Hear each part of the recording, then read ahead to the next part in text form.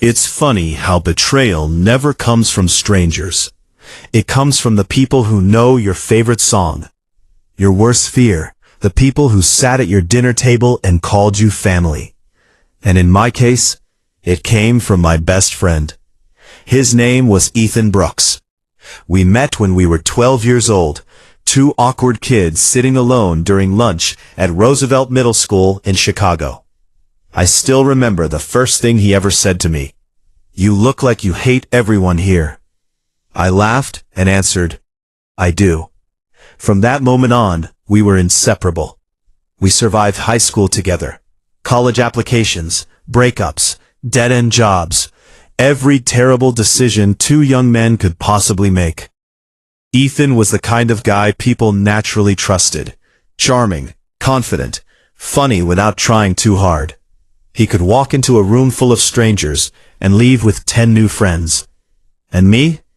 I was quieter, more careful, but somehow we balanced each other out. At least, that's what I believed. By the time we turned 30, we had started a small digital marketing company together in downtown Chicago. Nothing glamorous, just two best friends trying to build something meaningful. We worked insane hours, slept in the office sometimes, ate cheap takeout almost every night. But slowly, things started working. Clients came in, money started flowing.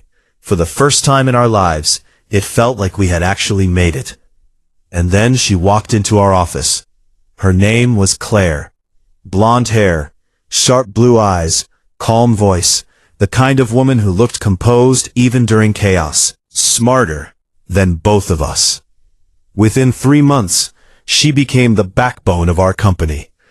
Within 6 months, I fell in love with her. The scary kind of love. The kind where you start imagining a future before you even realize it's happening. And to my surprise, she loved me too. I still remember the night I proposed. It was on a rooftop restaurant overlooking the city skyline. Windy, cold, beautiful. Claire cried before I even finished asking. Ethan hugged me afterward and said, "You finally found your person, man." I believed him. God, I really believed him. Looking back now, I wonder how many lies were hidden behind that smile. Because the truth was already growing in the dark. And I had no idea. About a year after our wedding, things started feeling strange. Small things at first. Claire hiding her phone whenever I walked into the room. Ethan canceling plans last minute. Late-night business meetings that somehow never included me anymore. I noticed it, but I ignored it. Because when you love people deeply, your brain becomes desperate to protect them from suspicion. One night, Claire came home around midnight. She looked nervous. I asked where she'd been. "Client dinner," she answered quickly. Something about her tone felt rehearsed, but I nodded anyway. Then she went into the shower, and her phone lit up on the kitchen counter.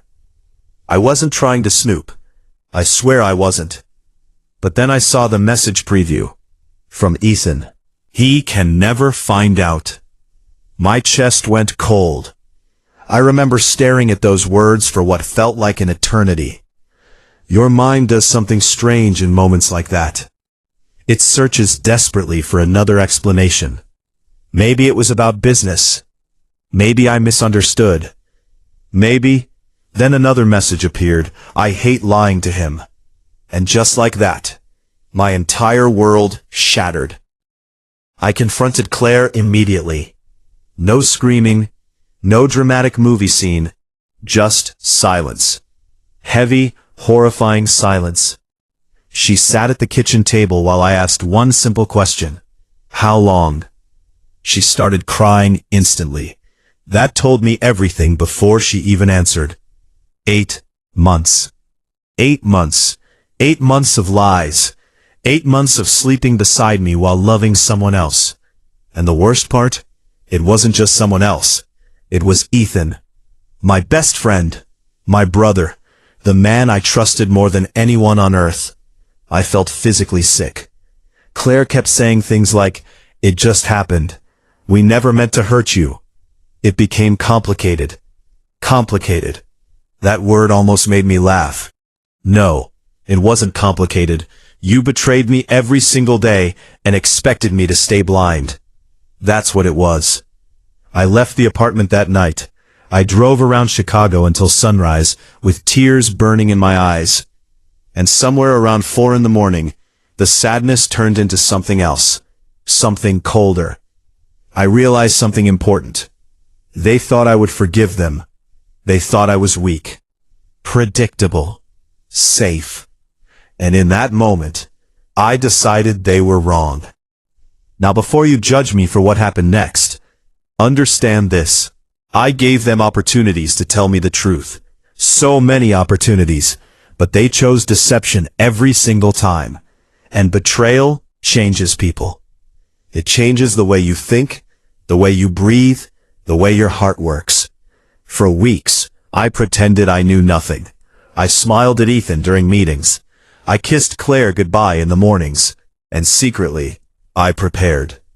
You see, Ethan handled most of the client relationships in our company. But legally, the business structure heavily favored me because I was the original founder. Something Ethan apparently forgot. I started digging through financial records, emails, contracts, and what I discovered shocked even me. Ethan had been secretly redirecting company money into a private account for nearly a year. At first I thought maybe it was an accounting error, but no. He was stealing from me. Thousands of dollars. Maybe he thought I'd never notice. Maybe he thought friendship made him untouchable. But betrayal makes people sloppy, and Ethan had become very sloppy. I hired a lawyer quietly. An excellent one. Then I waited. Because revenge isn't about emotion. Real revenge is patience. 2 months later, we landed the biggest client in company history. A national fitness brand worth millions. Ethan was ecstatic. This changes everything, he told me. I smiled.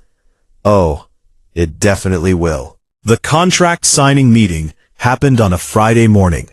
Important investors were there. Lawyers, executives, everyone Ethan wanted to impress. Halfway through the meeting, my lawyer walked in, carrying a folder. And Ethan's face changed immediately. Confusion first, then panic. Then fear. My lawyer placed documents on the table. Evidence of financial fraud, unauthorized transfers, breach of fiduciary duty. The room went silent. One executive actually removed his glasses and whispered, "Jesus Christ." Ethan looked at me desperately. "Wait, listen, I can explain." "No," I interrupted calmly. "You've done enough talking." He looked pale, sweating, humiliated. And for the first time in my life, I saw him afraid of me. Then came the final blow. Because of the company's legal structure and his fraud violations, Ethan lost everything. His ownership stake, his access to accounts, everything. Security escorted him out of the building in front of everyone. And before the elevator doors closed, he looked at me and asked the question I'll never forget. "How could you do this to me?" To me. Imagine that. The man who slept with my wife and stole my money, asking how I could betray him. I almost laughed. Instead, I said something much quieter. "You should have asked yourself that first." The doors closed, and just like that, 20 years of friendship died forever. Claire called me non-stop afterward, crying, begging, saying Ethan manipulated her, saying she still loved me. But love without loyalty is meaningless. I filed for divorce 2 weeks later. She didn't fight it. I think deep down, she knew there was nothing left to save. Months passed. Then one night, I heard something interesting from a mutual friend. Apparently, Ethan and Claire had started dating publicly after the divorce. No surprise there. But here's the part that mattered. They were miserable. Constant fighting, trust issues, jealousy, paranoia. Funny how relationships born from betrayal usually end up poisoned by it. Because if someone betrays another person for you, eventually you start wondering when they'll betray you too. And that kind of fear destroys everything. A year later, I ran into Ethan unexpectedly at a grocery store. He looked terrible, older, exhausted, like life had finally caught up to him. For a second, neither of us spoke. Then he sighed and said, "I lost everything." I looked at him carefully, and honestly, I felt nothing. No anger, no satisfaction, just emptiness. Because revenge doesn't heal you the way people think it will. It only balances the scales. That's all. Ethan stared at me and quietly asked, "Do you think we could ever be friends again?" That question answered something inside me. Because the old version of me would have hesitated. The old me would have wanted peace so badly that he'd ignore the damage. But betrayal teaches you something important.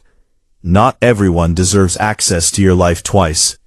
So I shook my head slowly. No.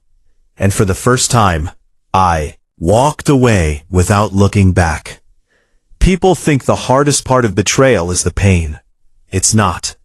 The hardest part is accepting that the person you loved never valued you the same way. That realization changes you forever. But here's what I learned. Losing toxic people isn't actually a loss, even when it hurts, even when the memories still haunt you at night, because peace is worth more than fake loyalty.